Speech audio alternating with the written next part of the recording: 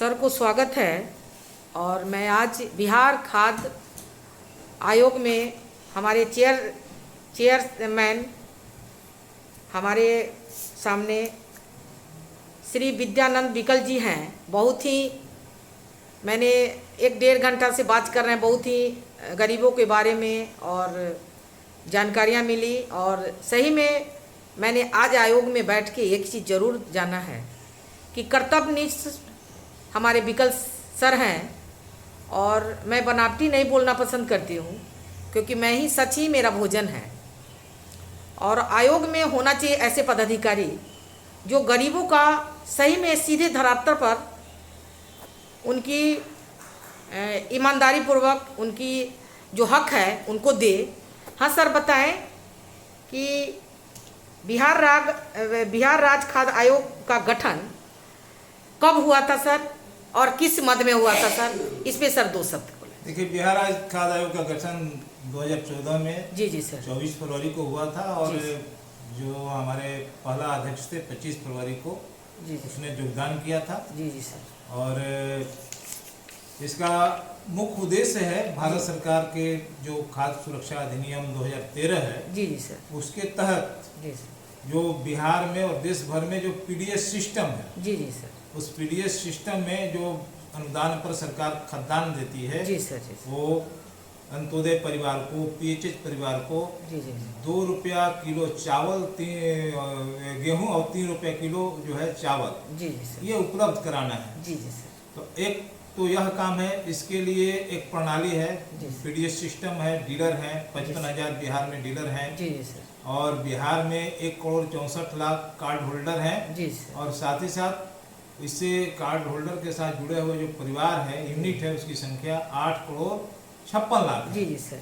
मैं आपको ये बताना चाहता हूँ, इसमें 2 तरह के अनाज दिए जाते हैं। जी सर, अंत्योदय परिवार में 35 किलो अनाज दिया जाता है, और जो पीएचएच परिवार है प्रत्येक यूनिट में उसको 5 किलो अनाज, जिसमें 2 किलो गेहूं और 3 किलो चावल होता है।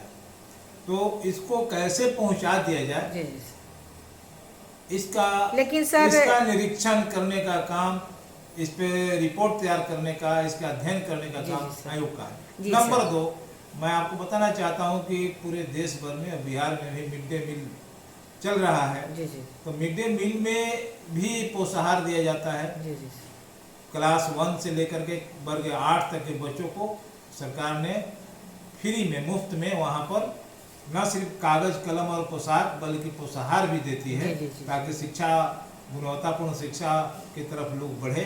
जी ये स्कीम है, उसका लाभ के तहत। हाँ, उसका लेकिन सर जो बात है, मैं आपको ये बताना चाहता हूँ कि उसमें तीसरा जो काम है, प्रोग्राम, वो ICDS का है, जिसके तहत आंगनबाड़ी केंद्र है। और आंगनबाड़ी केंद्र में आप जान लीजिए कि 6 माह से लेकर के आगे तक का 6 साल के बच्चों को उस केंद्र में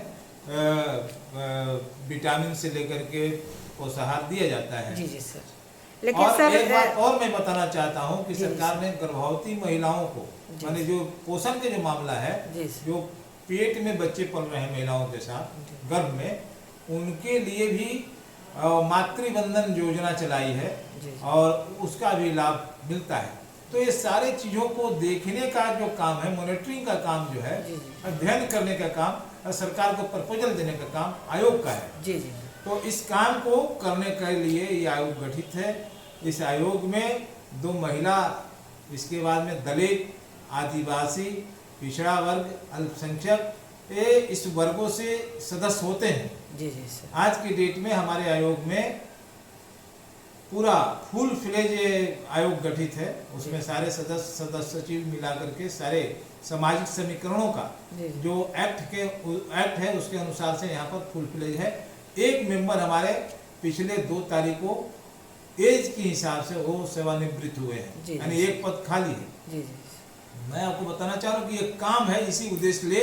लेकिन सर ये तो आयोग सर 1 मिनट के लिए हम खेद करेंगे, क्योंकि थोड़ा सा दूसरा क्वेश्चन है। और अभी तो आपने जितना बताया, आयोग ने बहुत सारे फैसिलिटी दे रखा है, लेकिन सर बहुत ही अफसोस की बातें हैं कि ये डीलरों की मनमानी ये पूरे पटना में, पूरे जिलों में चल रही है सर, इस पे क्या कहेंगे सर? देखिए, ये व्यवस्था जो है ना,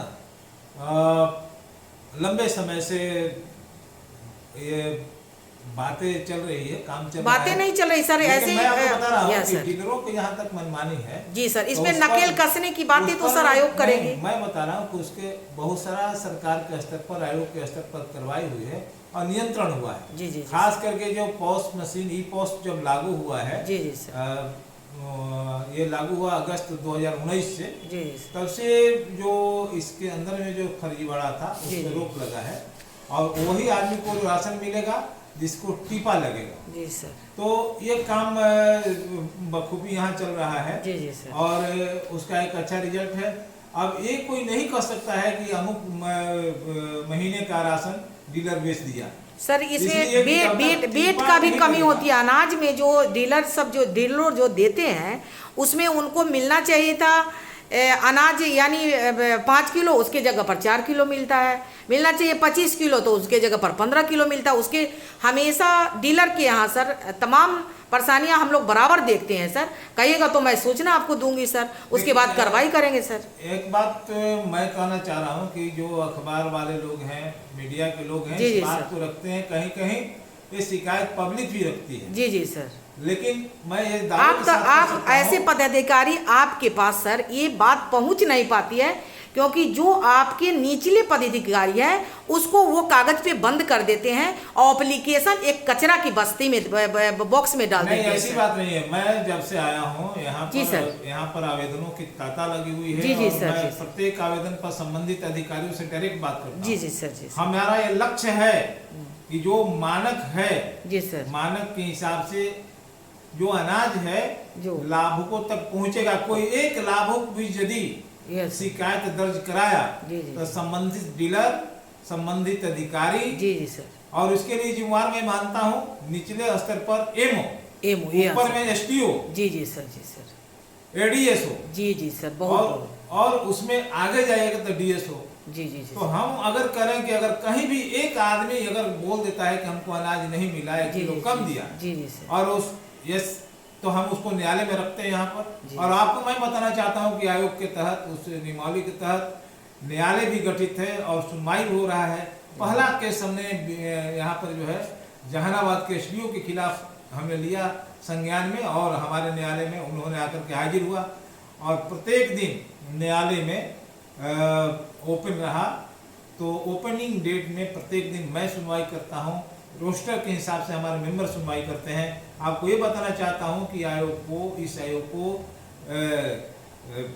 जुडिशियल मजिस्ट्रेट का शक्तियाँ प्राप्त है, निहित है। तो हम लोग उसका इस्तेमाल कर रहे हैं, हम समीक्षा कर रहे हैं, क्षेत्रों में जा रहे हैं, हम जाते हैं कि हमारा अनाज जो है खदान किस अवस्था में है, गोडाउन पर भी जाते हैं, डीलर के भी हम रख रखाव से लेकर वितरण प्रणाली को मैं देख रहा हूँ कि राशन तेल अन्य चीज दे रहे हैं कि नहीं, उनके पॉस काम कर रहा है कि नहीं कर रहा है।